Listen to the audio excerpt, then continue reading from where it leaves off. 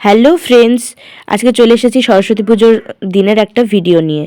এই হচ্ছে আমার আর আমার বোনের সরস্বতী পুজোর দিনের সাজ।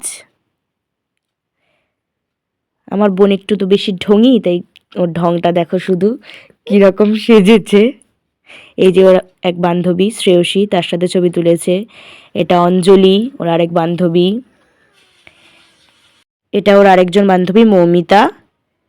আর এই হচ্ছে মুন, এ হচ্ছে আমাদের পাড়ায় থাকে। তারপর সরস্বতী ঠাকুর দেখতে গেছিলাম, আমাদের পাড়ায় পুজো হয়েছিল, ঠাকুরটা খুব সুন্দর করেছিল। তারপরে আরেকটা জায়গায় গেছিলাম, আমার এক স্টুডেন্টের বাড়ির সামনে পুজো হয়েছিল, সেখানে মাঝখানে কিছু আমি আর আমার বোন আবার রাস্তায় ছবি তুলে নিয়েছি। সরস্বতী পুজো মানেই তো ছবি তুলতেই হবে।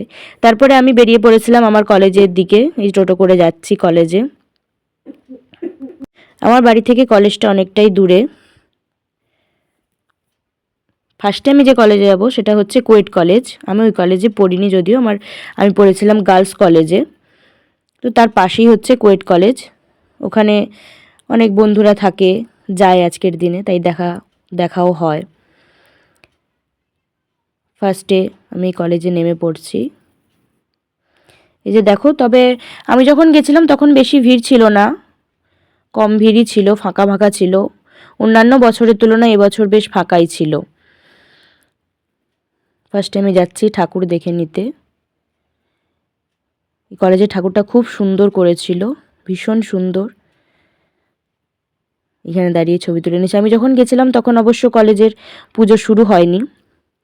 তারপরে দেখো কয়েকজন তারপর আসছিল, তাও অনেকটাই ফাঁকা ছিল, তেমন ভিড় ছিল না। তারপরে কয়েকজন দিদির সাথে দেখা হয়েছিল, ছবি তুলে নিয়েছি। তারপরে আমি গেছিলাম, আমি যে কলেজে পড়তাম গার্লস কলেজে, এই গার্লস কলেজের পুজো, এই যে ঠাকুর, এখানেও ছবি তুলে নিয়েছি।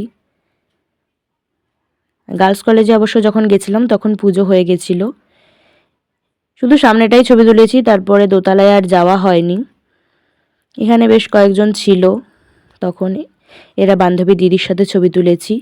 এই ছিল আজকের একটা ছোট্ট ভিডিও।